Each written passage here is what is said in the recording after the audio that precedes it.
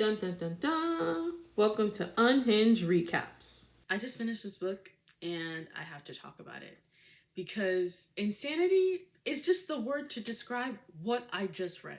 Because I don't even know what I just read. So it starts off with these two girls. One name is Josie, one name is Alex. Josie meets Alex at a dinner because it's both their same birthday and they're birthday twins. Josie's with her husband. Alex is with her friends, her husband. Alex is the cool girl. They meet in the bathroom. Hi, I'm your birthday twin. Oh my goodness, that's so cool. Born on the same day, same hospital. They don't know the time, but that's besides the point. Josie looks at Alex and she's envious of her. She wants to be like her. She overhears her name is Alex. What does she do when she gets home? She looks her up. She finds her podcast and she listens to all of it. She goes on her Instagram and starts to go through all of her photos. She finds a photo with her and her children. You know what she does? She zooms in and sees where her children goes to school. So you know what Josie does next? The next day, Josie decides to take a walk with her dog. Where does she go? She decides to go to where her children went to school. And who does she bump into? You guessed it, Alex. Alex is dropping off her kids at school. She's like, oh my goodness, this is such a coincidence. Girl, no, it's not. What are you doing here? Oh, I'm just looking back at memories. My children used to go here. Just, reminiscing. That's so cool. I'm going to drop my kids off and go. Oh, wait. She stops Alex. Oh, I listened to your podcast and I was thinking you should do one about me. I know this is weird and I know we don't know each other, but have you ever thought about doing a podcast about people who are in the process of becoming a success? Because Alex's podcast is about people who already made it and who are already successful. Alex was like, that's a good idea. I never thought of that. Because she's bored and she's in a creative slump, she decides to say yes to this creepy girl that she doesn't know. She only met once. So they decide to start her podcast. So they go to Alex's house. Alex starts to interview Josie about her life and what she wants out of her life. Alex tells her life story. She met her husband when she was 15. Yes, I'm thinking it. You're thinking it. Yes. Yes, he is. She met him when she was 15. He was 45. He was 45. They were officially together when she turned 18 because that's when she gave him her virginity because she wanted it to be perfect and she wasn't just going to do it on any single day. Her mother wasn't angry because her mother was angry because what mother would be happy with this? They got engaged, they got married, they had her kids. He was a married man, let me tell you. When the wife found out that, his new wife was a child, she immigrated out of the country. They left London. She said, no, we're not doing this. No. So, Josie's telling Alex her life story. Alex is just like, this girl is weird, but this is interesting. This is a cool story. I want to finish it. While she's interviewing her, things in Alex's house goes missing. I wonder who's stealing it. Could it be Josie? Duh. Her soap is missing. Her birthday bracelet that her husband bought her went missing. A spoon goes missing.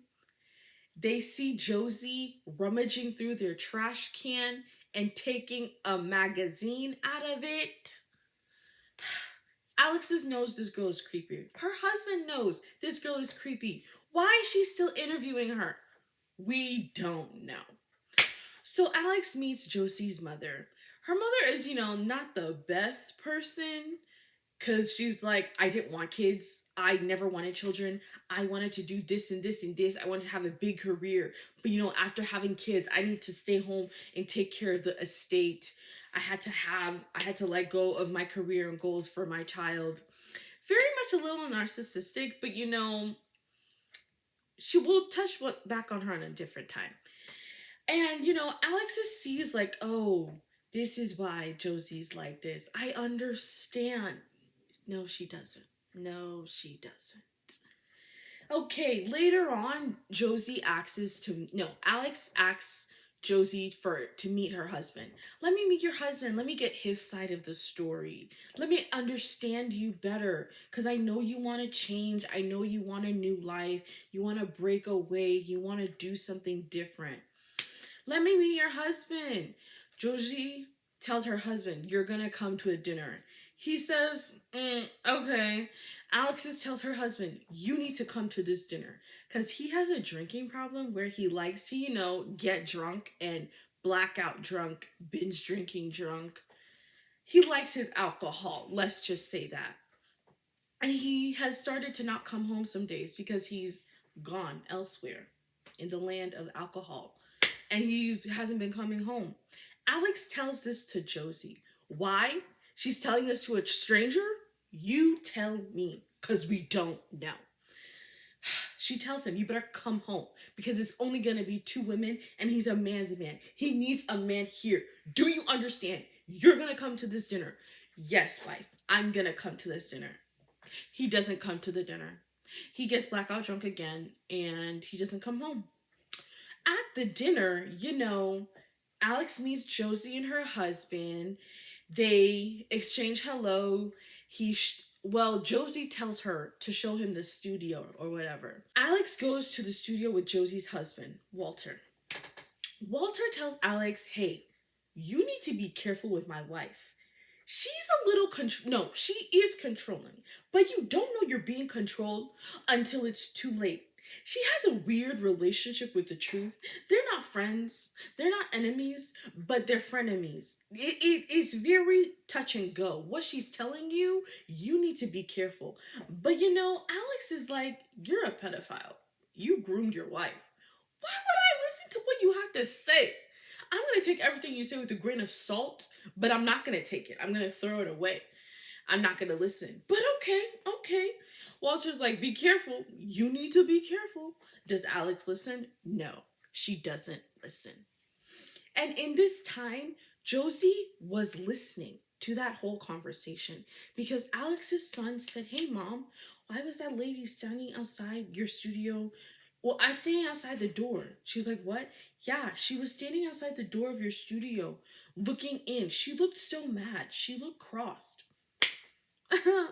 There's something wrong with this girl. There's something wrong with Josie.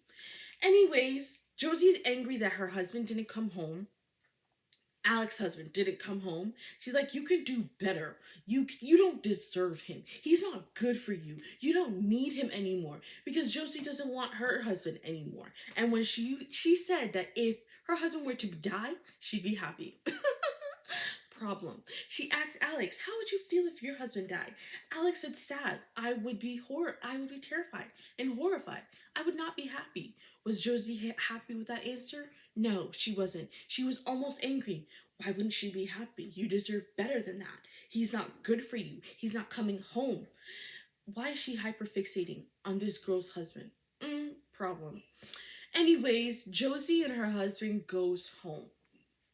They get into this argument because Josie starts screaming at her husband, you're a pedophile, you ruined me, I don't even love you, I'm sick and tired of this marriage. And her husband's like, girl, I'm tired of you too. I'm sick and tired of you. You are actually crazy. You have lost it. You are mad.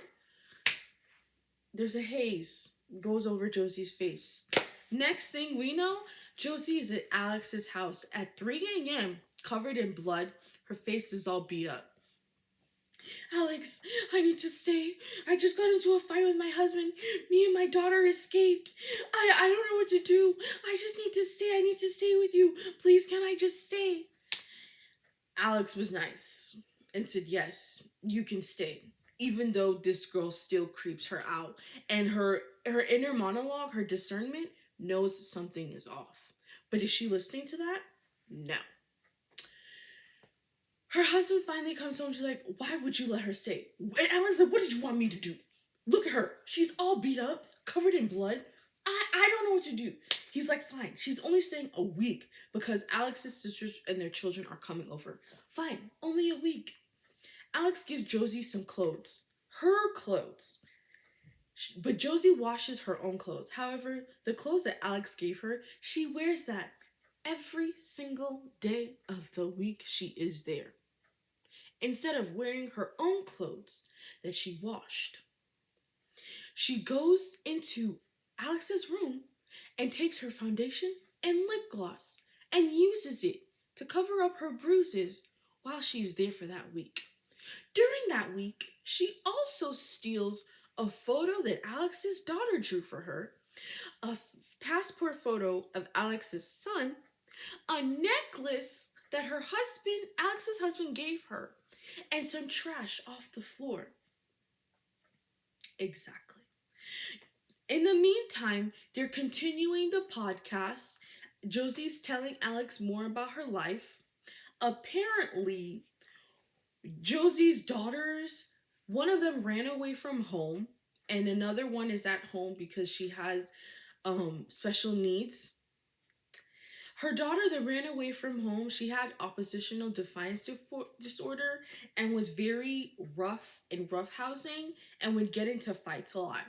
But she had this friend. She made a rare friend that would come over. And when that friend would come over, it was like they were a fun family. They did cool things. And you know what Josie said? She said her husband groomed her. Her husband had sex with the child. And then after that, the girl and her daughter got into an argument. And then her daughter ran away from home. And the girl was never to be seen again. And then and then after that, they had to call the CPS. There was stuff involved because her other daughter, her arm broke, and her daughter was the one that did it to her sister. Child services was involved. And then when Josie found out, she told her husband, "You're not going to touch me anymore. You're not going to touch me. I know what you did." And then she said after that, her husband started to get up in the middle of the night and go to her daughter's room and started to assault her daughter. But she doesn't know, but her daughter doesn't know that she knows. She's waiting for her daughter to come tell her that my father has been assaulting me and that I want your help. Alex is looking at her like this. Girl, what do you mean you're waiting for your daughter to come to you to get help? Why haven't you gotten help? You haven't called the police. You haven't told your mother. You haven't gotten any authority involved in this. And you're waiting for your daughter to come tell you? That's bull. And it is bull. Josie's story starts to become more inconsistent because when she was telling Alex about the fight that her and Walter had, she said they had the fight when they came home immediately in the beginning. But then she changed her story to say, no, we had the fight when he was getting up in the middle of the night. I was yelling at him, you're a pedophile, you need to stop. And then they had the fight. And after the fight, she changed from her pajamas to the dress she wore, and that's how the blood got on it. And then she walked over to Josie's house, to Alex's house. And her daughter is at a friend's house. But that same daughter, she said she hasn't spoke to in a year. 6 months to a year. Does that make any... the gears are not matching. The gears are not matching. Alex is like, something's wrong. Something is off here. Josie, you need to get help. You need to go to the cops. You need to go to your mother. You need to get somebody involved. No, I'm fine. It's gonna be okay. In that week that Josie was at her house, she left her alone at her house with her child, knowing this whole backstory twice. And both times she went back, running back home. Because she walked her dog the first time, Josie's dog. She's like, oh my goodness, she's alone in my house with my child. I need to go back. The second time, she was at a coffee shop doing something. Oh no, Josie's alone at my house, and this is her backstory. I need to go back home. Why would she leave her alone in the first place? The day comes, the day before she has to leave. Josie has a conversation with Alex's husband, and he tells her, yeah, you have to go. You can't stay. And she's like, oh, but there's a spare bed that I saw in your study room when she was scurrying around in Alex's house unattended. I can stay in that study room because it has a pull out bed. He's like, no, you can't, because Alex's sisters is coming with their kids, so they're gonna take over. So I'm not gonna be there I'm not gonna be there that whole night. She's like, oh, really? You're not? Mm-hmm. Yeah, no. I'm just gonna probably go somewhere after. I'm gonna come home, but I'm just not gonna stay in that room. And Josie's like, okay. Mm-hmm. Sure. So the day comes for Josie to leave. Josie leaves and tells Alex, I'm gonna go to my mother. I'm gonna go get help. Liar. Alex's sister comes over. Before Alex tells her husband, you better come home today. If you better come home. You will not have a binge drinking night. You know my sisters are gonna judge you. You better come home. She's like, I will come home. I will come home, wife. I promise I will come home. Does he come home? No, he doesn't come home. You know why he doesn't come home? Yes, he was drinking. Yes, he did get drunk. But you know who set him up? Josie. She set him up by sending a girl to go with him and hang out with him and his friends. The girl took him to a hotel room, telling him, your wife is upstairs, you're gonna go see her, because he's like, where's my wife? I have to go home, I have to see Alex, I made a promise. She takes him to a hotel room, she gives him some food to eat, but then he realizes she won't let him leave. He starts to make a ruckus, he destroys the hotel room, almost fighting the girl. Where's my wife? I want to go home. I want to see my wife. Where is Alex? And then Josie texts the girl at 2 or 3 in the morning. You can let him out. You can tell him to go to this Uber car, and Alex is in there. He goes to the car. Who's in the car? Josie, not Alex. Josie kidnaps Alex's husband and takes him. That's where he's been. Alexis finds out by seeing the CCT footage on the camera in the hotel. She figures out that something's wrong here, because who's that hotel room paid under? Aaron Fair, Josie's daughter's name. Who's that car under? Aaron Fair, Josie's daughter. She calls the police. Hey, my husband is kidnapped, and I need you guys to start living with him. They're like, are you sure? My husband is kidnapped. You guys need to start pronto. In the meantime, you know what happened to Josie's husband? He died. She killed him. The fight that they had is where she killed him. And she tied up her daughter to a chair and stuck her in a closet. Yeah. And her daughter is a famous streamer, but they don't know what her real name was. But she's famous to the level where when they noticed something was off the day of the fight, they started searching. They were getting all their people to start looking. They didn't know where to look. They found her IP address. They figured out it was London. They're like, hey, who do we have in London? How can we get this investigation going? Because this girl's missing. Something is wrong here. And then the third nail in the coffin, someone made an anonymous tip saying, hey, I haven't seen my neighbor Walter and his daughter. They usually are around blah, blah, blah, blah, blah, and I haven't seen them.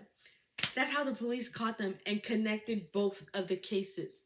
They found Walter's body in the bathtub. They found Erin tied up to a chair and barely alive. She went into a coma when they brought her to the hospital. Yeah. So after that, Alex is waiting for news. She got in touch with her detective friends. Let me know what's happening. She gave all the information she had. She let them listen to the recording of what they made with Josie in her house. And you know later who walks in the police station? Josie's other daughter, Roxy. Walks in. They're like, "Why did my dad die? What happened? My dad would never hurt my mom. What are you talking about?" The police is like, "Yeah, we know what happened. We know how your dad assaulted your sister, how your dad groomed your mom, and how he assaulted your friend also." She's like, "What are you guys talking about? That's not my father. Who's telling you all these stories, all these lies? What is happening?" Alex meets her. She's like, "Hey, would you be interested in sharing your side of the story? Don't tell me yet. Come to my house. We're going to put it on the podcast." So her and Alex go and record all of this. Roxy tells the truth and how that my mother's crazy. Whatever she told you is a lie. I had a horrible childhood. Yes, I did have oppositional defiance disorder, but my mother did not help in the way that she was supposed to. She was very like, far off.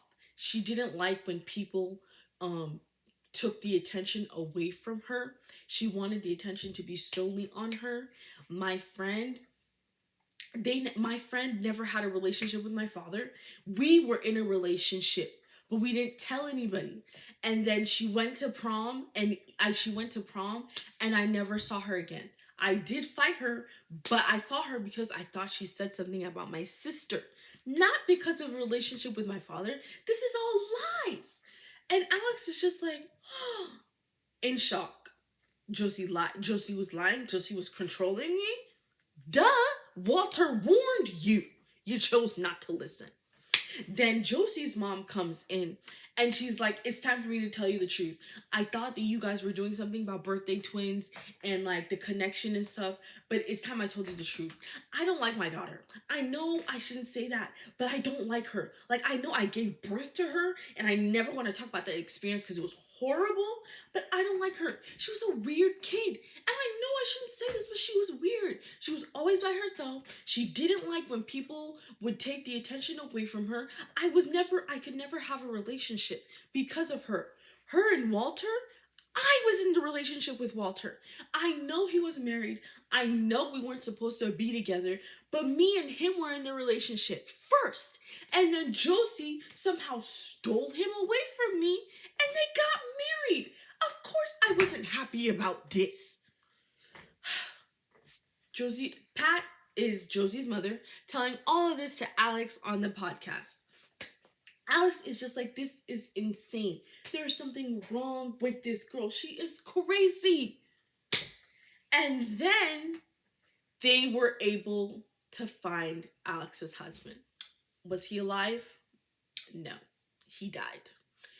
Josie sent Alex a voicemail or a letter saying, "Hey, I'm so sorry. I didn't mean to kill your husband. It was an accident.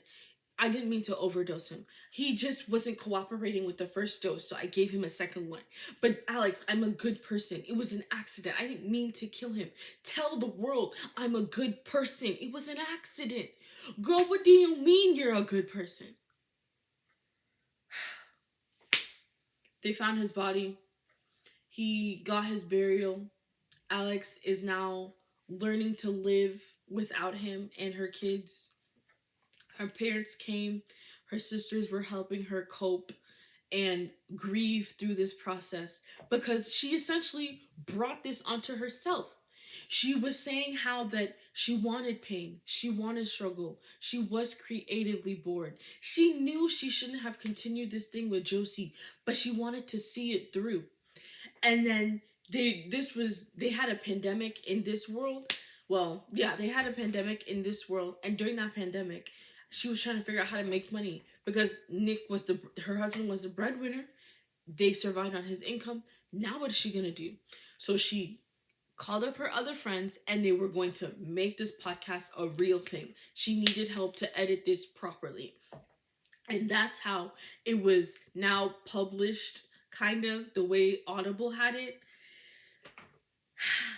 So later on, fake Netflix, not real Netflix, fake Netflix in the book decided to email Alex to buy the rights of her podcast and to make it a movie.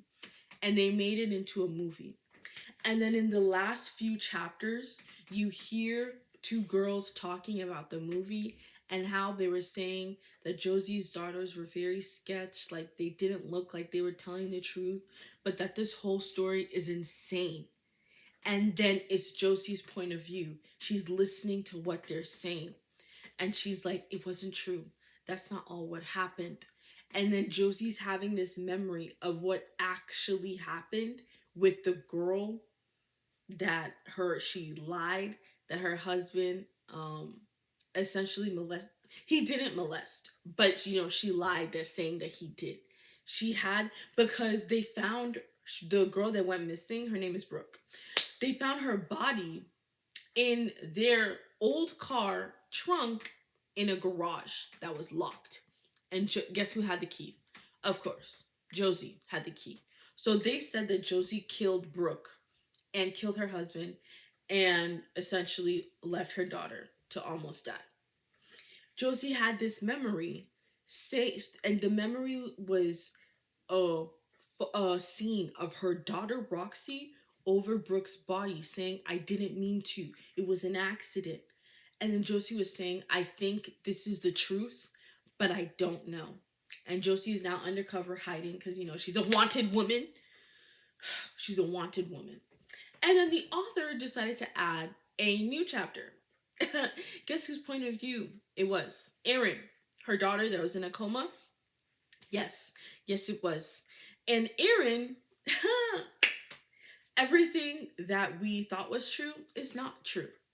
From what Erin said, she said that the person who killed Brooke was her sister Roxy because of her violent tendencies. She attacked Brooke because Brooke was going to the prom without Roxy, and she told Roxy that she wasn't going to go, and Roxy was angry, and she attacked her. Brooke accidentally died, and now they were freaking out because it was Roxy, Erin, and Josie at the house. They had to call her dad to figure out how to wrap up her body and to hide it. And then Erin was scared of her parents because of that. And so she never left her room. She continued to just eat soft foods. And she was scared of her parents after all of that happened. But her and her dad slowly started to build a relationship, and that her dad never touched her, number one. Number two, her dad was a part of her streams. Her dad is what helped her be able to gain income from her streams. He would make these jokes while she was gaming, and he would contribute. He helped set up a bank account. He helped create funds. He was going to help her go to a gaming event and game live, and she was going to be able to finally leave her room and grow into a better adult. But did that happen? No, because Josie decided to do what Josie does and create this whole narrative that was not essentially true. Well, not all of it anyways.